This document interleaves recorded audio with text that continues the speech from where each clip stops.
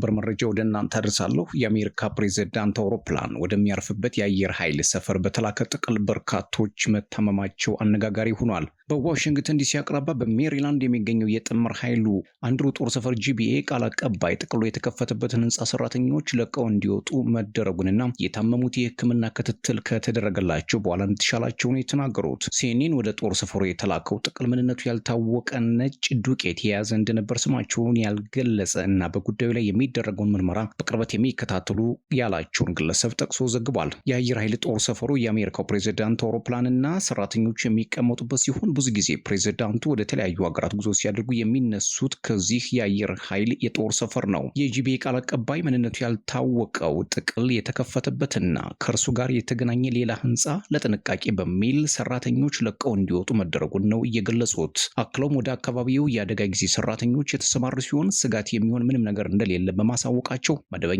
ስራ ተጀምሯል፣ ምርመራም እየተካሄደ ነው ያሉት። ሲኤንኤን እስካሁን ድረስ በተደረጉ ምርመራዎች ምንም አይነት አደጋ የሚያስከትል ነገር አልተገኘም ብሏል። መርማሪዎች ከጥቅሉ ጋር አብሮ የመጣ የፖለቲካ ፕሮፓጋንዳ ጽሑፍ እየፈተሹ መሆኑም ተሰምቷል። የታሸገውን ጥቅል የከፈቱ ሰዎች ያጋጠማቸው ምንነትና ምን ያህል ጉዳት እንዳጋጠማቸው እስካሁን ግልጽ አይደለም ነው የተባለው። ሌላው መረጃ ደቡብ አፍሪካ ከቡድን 20 እንድትወጣ እንደሚፈልጉ ትራምፕ መናገራቸው ማስገራሚ ሆኗል። ደቡብ አፍሪካም የቡድን 20 ጉባኤ ለማስተናገድ ዝግጅት እያደረገች ባለችበት ወቅት ነው ትራምፕ ይህን የተናገሩት። የደቡብ አፍሪካ መንግስት ቃል አቀባይ ቪንሰንት ማንግዋኒያ በበኩላቸው ሀገራቸው የቡድን 20 ጉባኤን በተሳካ ሁኔታ እንደምታስተናግድ ነው የተናገሩት።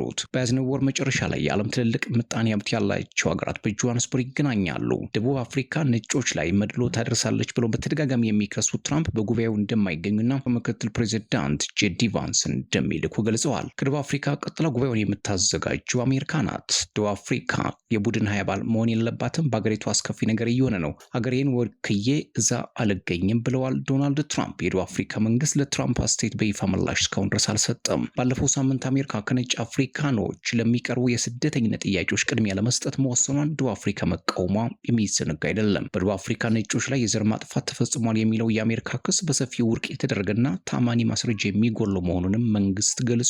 የደቡብ አፍሪካም የወንጀል አሃዝ ነጮች ከሌሎች ደቡብ አፍሪካውያን በተለየ ኢላማ መደረጋቸውን አያሳይም። የደቡብ አፍሪካ ፕሬዝዳንት ሲሪል ራማፎሳ ልዩ ሁኔታዎች በሚያጋጥሙበት ጊዜ መንግስት ያለ ካሳ መሬት መውሰድ እንደሚችል የሚፈቅድ ህግ አጽድቀው ነበር። ይህን ተከትሎም ትራምፕ በ2025 መባቻ ላይ በብዛት የደችና የፈረንሳይ ዝርያ ያላቸው የደቡብ አፍሪካ ነጮች የስደተኝነት መብት አቅርበው ነበር። የእስያ የፋይናንስ ቀውስ ተከትሎ በ1999 የተመሰረተው ቡድን 20 የመጀመሪያ ጉባኤውን ያደረገው በ2008 ነው። የቡድን 20 አባል ሀገራት መሪዎች በየዓመቱ ጉባኤ ያካሂዳሉ። በጉባኤው የአውሮፓ ህብረትና የአፍሪካ ህብረት ተወካዮችም ይገኛሉ። በዓለም ላይ ያለው የምጣኔ ሀብት ችግርና ሀገራቱ የገጠማቸውን ፈተና በተመለከተም ውይይት ይደረግበታል። አንድ ሀገር ከቡድን 20 ማስወጣት የሚቻልበት መደበኛ አሰራርም የለም። ቡድኑ ህጋዊ መዋቅር ወይንም የሀገራት የፊርማ ስምምነትም የለውም። የቡድኑ አባላት የተሰባሰቡት ኢመደበኛ በሆነ መንገድም ተስማምተው ነው። ፎሬን ፖሊሲ ሴንተር በተባለው ቲንክ ታንክ የሚሰሩት ዶክተር አንድሪው ጋዋትሮፕ እንዳሉት አንድ ሀገር ከቡድን 20 ተባሯል የሚባለው በጉባኤዎቹ እንዳይሳተፍ ሲደረግ ነው። የቡድን 20 ጉባኤን የሚያዘጋጅ አገር አንድን ሀገር ካልጋበዘ ያልተጋበዘው አገር ተባሯል ብለን እንወስዳለን ሲሉም ይናገራሉ። የቡድኑ አባል ሀገራት እንዲህ ያለው ውሳኔ ላይ የሚደርሱበት እድል ጠባብ እንደሆነ ባለሙያው ይናገራሉ።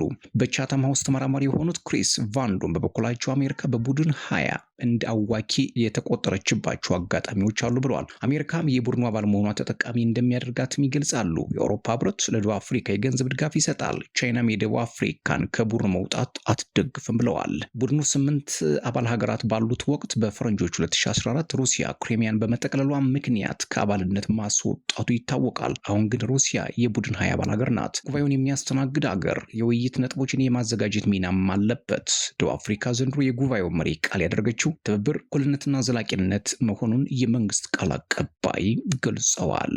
የቴስላ ባለቤት ኤለን መስክ ወደ $1 ትሪሊየን የሚጠጋ ክፍያ በባለድርሻዎች ጸድቆለታል።